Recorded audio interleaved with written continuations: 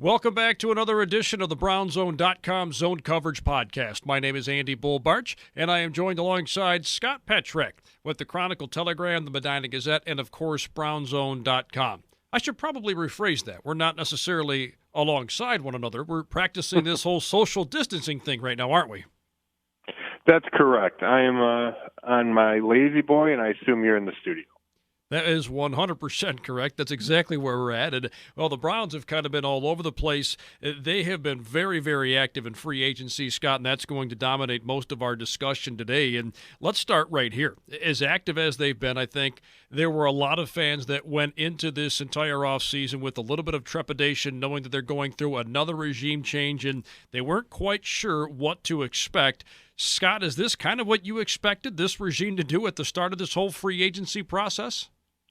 That's a great question, Bull. I guess you just never know when you have a first-time general manager like you have in Andrew Berry. So to say I knew exactly how he'd proceed, I don't think I could say that. I like the plan. I'll say that. I think it was the right combination of aggressive out of the gate, signing tight end Austin Hooper and right tackle Jack Conklin right away.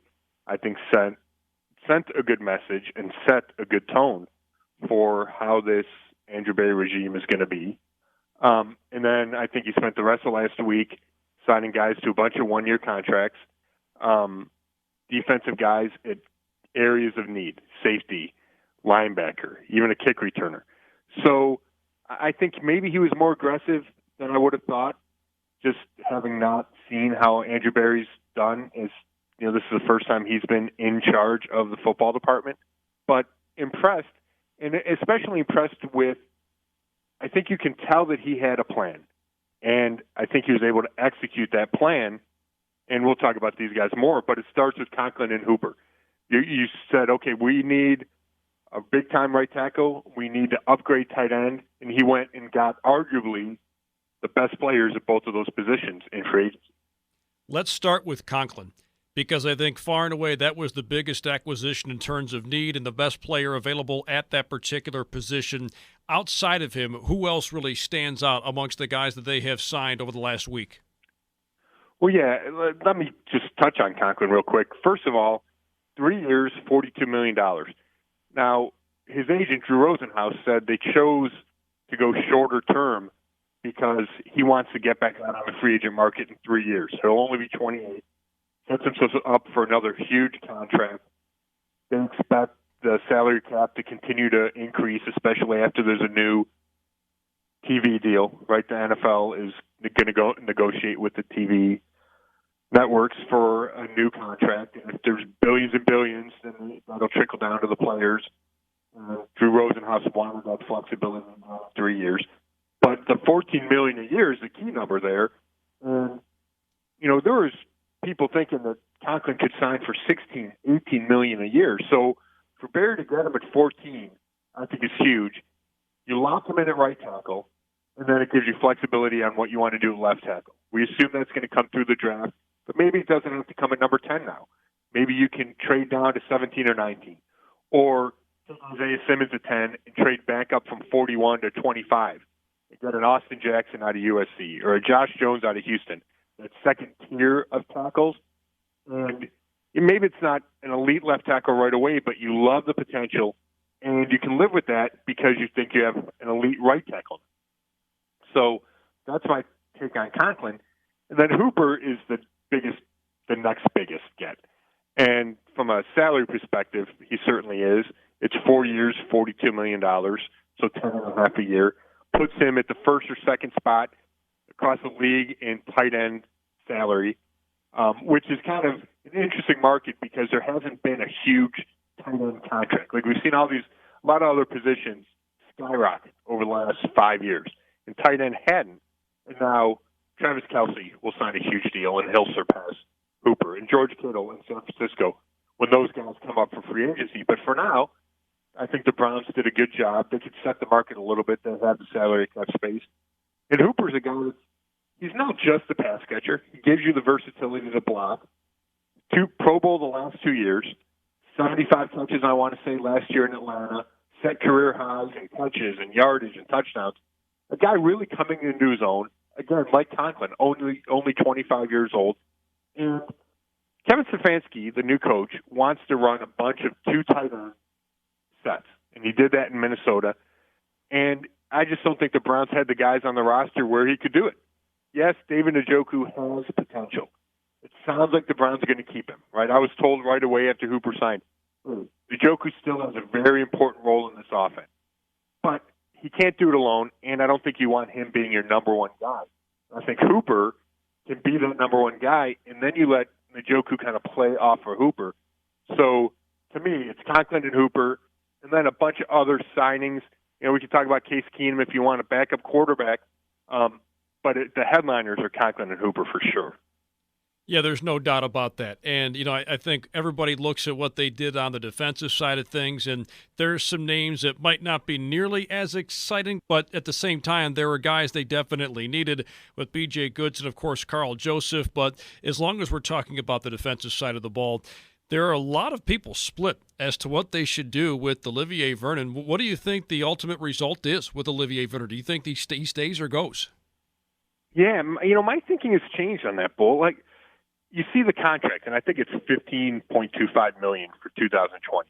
You see, well, this guy was hurt at the end of last year. His sack numbers were down. I think he had 3.5 sacks. And you say, how can you pay that guy $15 million? Well, the flip side of that is somebody's got to play the end opposite Myles Garrett. And it better be somebody worthwhile. If not, Garrett's going to be double and triple teamed, and he'll be less effective. The other guy doesn't scare anybody, and all of a sudden, you're wasting your best defensive option in Myles Garrett. So I feel like the fact that the Browns didn't cut Vernon before free agency just signals to me that, number one, they're willing to keep him. Doesn't mean they will keep him when we get to the season, but they're willing to entertain that idea until they find a suitable replacement. And the fact is, I don't know if that replacement is out there. Right, you look at the free agency market right now. You got Jadeveon Clowney and Everson Griffin. Those are like the top two pass rushers left on the market. Well, Clowney's probably an upgrade over Vernon, but he's going to want the same kind of money, if not more, than Vernon, and he's going to want a long-term deal. Where Vernon, you're only tied in for 2020. You can bring him back. He's still a solid starter in this league if he stays healthy. And I think you have a decent bookend for Garrett, where Clowney, you'd have to sink a bunch of money into. You commit to him for 3-4 years, and you're kind of tied down. Where Vernon, if he plays for you this year, you cut him. You're then eligible for a compensatory pick in 2000, whatever that would be, 22. And I'm not crazy about stockpiling those, but that is a consideration to keep in mind. Griffin is 32 years old. If you can get him for a 2-year deal worth $16 million, maybe you sign that and then you dump Vernon. But unless you have a guy that you can plug into the lineup, I'm not just dumping Vernon to save that room, especially because you only have to pay him for 1 more year. And you need that guy opposite Garrett, like I said. Chad Thomas is a number 3 right now on the roster, and I don't want him being my starter. He's fine in a rotation, but he's not my number 2. He's not the pass rush threat to scare other offenses. So more and more, I'm starting to think that Olivier Vernon could be back as your starting defensive end opposite Garrett. You wonder, too, how much they'll look at defensive line and potential upgrades there as we get closer to the draft, and I'm sure that's something that we'll discuss. But what other areas do you think they should address before we get to the draft, which is rapidly approaching now, just about a month away?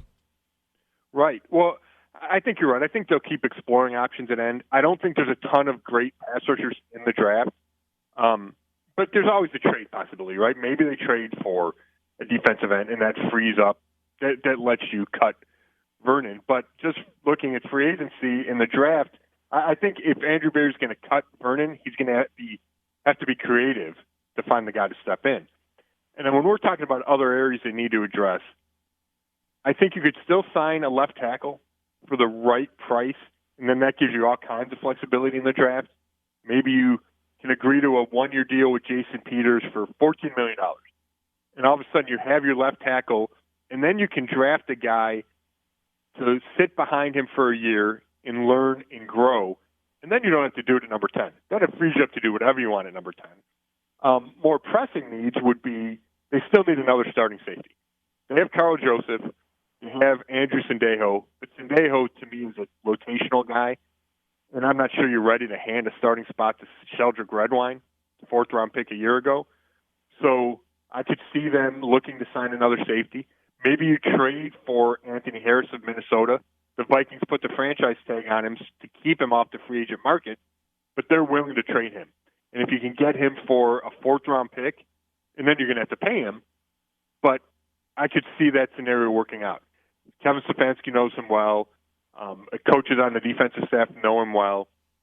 So I think that's a guy to keep an eye on. And I think you need more help at linebacker. You know, you mentioned B.J. Goodson before. He signed a one-year deal. But he's a situational type player, and he played most of his snaps last year in Green Bay against the run, right? First down. Well, we know how this league works. You need guys that can run at linebacker, and you play so much two-linebacker nickel that I'm not sure Goodson fits in that role. So you have Mack Wilson, and you feel relatively comfortable there. You don't know what you have in Sione Takitaki. Can he run well enough to play in those nickel spots? He didn't do that job last year. So I think you need to find another linebacker. And then pass rusher, which you talked about. Even if you keep Vernon, you need more pass rushers. They signed Andrew Billings to give him that third tackle in the defensive tackle rotation. I like that move. And then maybe another receiver. Do you wait till the draft? Do you find a third receiver right now to pair with Beckham and Landry? It's not a priority because you have your two starters and you're going to use a lot of two tight ends and you have two running backs and you got a fullback, but you need some depth there. I mean, those are kind of the areas I'm looking at right now, but it would be left tackle, linebacker, safety, whether or not it's free agency, trade, or the draft. Well, Scott, I want to throw this one last question at you here. This will be the last topic that we tackle here for today, but this has some layers to it. So about a year ago at this time, the deal went down for Odell Beckham Jr., and the optimism in an offseason was probably about as high as it had been in recent memory, probably going back on a decade. And I think that's fairly safe to say. How do you feel about the roster today at this point heading into 2020 compared to what it looked like a year ago? That's a great question. That's a little thought piece there. I think I felt better about it a year ago. And maybe that's because of the buzz of the OBJ trade, right? And they just landed Vernon. And you felt like, oh, my gosh, they got this big-time receiver. They got this end to go with Garrett. And it just felt like John Dorsey had this team on a upswing, right? Coming off of 7-8-1.